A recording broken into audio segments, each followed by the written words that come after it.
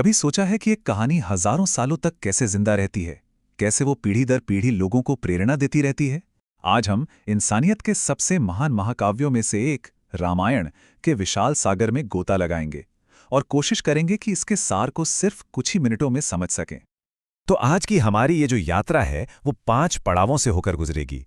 हम रामायण के विशाल आकार से शुरू करेंगे, फिर राम की कहानी को जानेंगे, उसके गहरे संदेशों को समझेंगे और देखेंगे कि हमारी संस्कृति पर इसका क्या असर है। और हाँ, आखिर में हम ये भी देखेंगे कि आज के समय में इस प्राचीन ग्रंथ को लेकर क्या सवाल उठते हैं।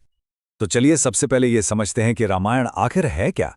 ये सिर्फ एक कहानी नहीं है, बल्कि एक तरह से ये एक गाइड है जो हमें सिखाती है कि एक सही और आदर्श जीवन कैसे जिया जा सकता है। जरा इस संख्या के बारे में सोचिए, 24,000। जी हाँ, रामायण में कुल 24,000 श्लोक हैं। ऋषि वाल्मीकि ने इसे संस्कृत में लिखा था।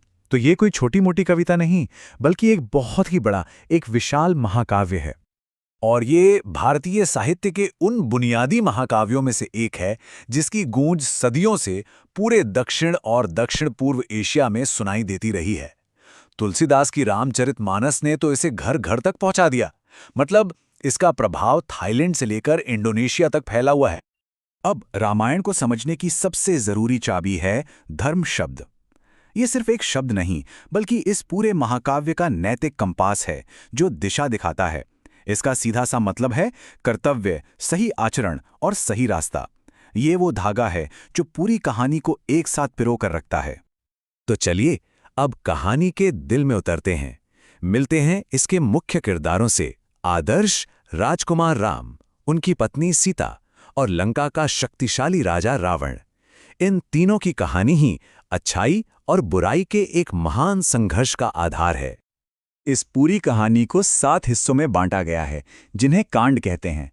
बालाकांड में राम के बचपन से लेकर युद्धकांड में युद्ध और फिर उत्तरकांड तक हर कांड उनके जीवन के एक अहम पड़ाव को दिखाता है।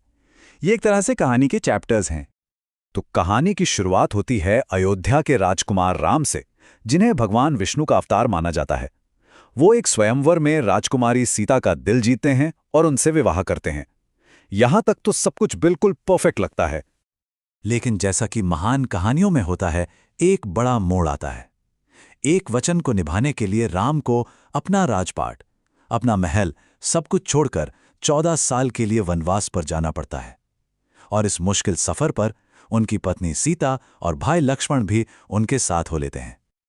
और इसी वनवास के दौरान कहानी का रुख पूरी तरह बदल जाता है। लंका का ताकतवर राजा रावण छल से सीता का अपहरण कर लेता है। और बस यही वो घटना थी जिसने इतिहास के सबसे बड़े युद्धों में से एक की नींव रखी। पर इस मुश्किल घड़ी में राम अकेले नहीं थे। वो वानर राजा सुग्रीव और उनके सबसे बड़े भक्त हनुमान के साथ मिलकर एक सेना बनाते हैं। इन सब का लक्ष्य बस एक ही था, सीता को छुड़ाना और धर्म को फिर से स्थापित करना। लेकिन जैसा मैंने पहले कहा, रामायण सिर्फ एक युद्ध की कहानी नहीं है, ये उससे कहीं ज्यादा गहरी है। चलिए अब इसकी परतों को हटाकर इसके नैतिक और दार्शनिक संदेशों को समझते हैं। तो ये सवाल मन में आना लाजमी है कि आखिर ये प्राचीन कहानी हमें ऐसी कौन सी शिक्षाएं देती है जो आज भी उतनी ही मायने रखती हैं। रामायण हमें कई गहरी बातें सिखाती है।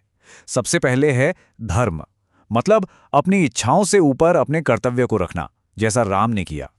फिर आती है भक्ति, जिसका सबसे बड़ा उदाहरण हनुमान जी हैं। और इसके अलावा ये कहानी हमें बलिदान, अच्छाई बुराई की कभी ना खत्म होने वाली लड़ाई और आदर्श रिश्तों के बारे में भी सिखाती है।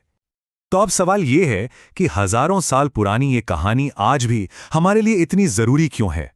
चलिए देखते हैं कि हमारी संस्कृति पर, हमारी जिंदगी पर इसका कितना गहरा असर पड़ा है। इसका असर तो हम अपने चारों तरफ महसूस कर सकते हैं ना। दिवाली का त्योहार राम की अयोध्या वापसी का जश्न है, तो दशहरा रावण पर उनकी जीत का प्रतीक। गांव-गांव में होने वाली रामलीला से लेकर बड़ी-बड़ी फिल्मों तक ये कहानी आज भी कला को प्रेरणा देती है। और तो और थाईलैंड का राष्ट्रीय महाकाव्य रामायण भी इसी से प्रेरित है। अब आखिर में ये देखना भी बहुत जरूरी है कि आज के आधुनिक समय में इस प्राचीन ग्रंथ को कैसे देखा जाता है, इस पर किस तरह की चर्चाएं होती हैं और क्या सवाल उठाए जाते हैं। देखिए, एक तरफ तो रामायण को नैतिक मूल्यों, सही नेतृत्व और वफादारी की शिक्षाओं के लिए पूजा जाता है। वहीं दूसरी ओर आज के समय में सीता के साथ हुए व्यवहार, जैसे कि उनकी अग्नि परीक्षा को लेकर गंभीर सवाल भी उठाए जाते हैं। लोग रावण जैसे जटिल किरदारों पर भी बहस करते हैं, जो बुरा तो था लेकिन साथ ही एक महान विद्वान भी था। और अंत में ये एक बात रामायण के पूरे सार को बहुत खूबसूरती से बयां करती है। ये सिर्फ एक पौराणिक कहानी नहीं है, बल्कि एक आध्यात्मिक और सांस्कृतिक गाइड है जो हमें सिखाती है कि चाहे मुश्किलें कितनी भी बड़ी क्यों ना हों, जीत हमेशा सच्चाई, कर्तव्य और भक्ति की ही होती है। और हम आपको इसी एक सवाल के साथ छोड़े जाते हैं। कर्तव्य और बलिदान की ये 3000 साल पुरानी कहानी आज की इस भागदौड़ भरी जिंदगी में हमें अपने फैसलों और अपनी जिम्मेदारियों के बारे में क्या सोचने पर मजबूर करती है।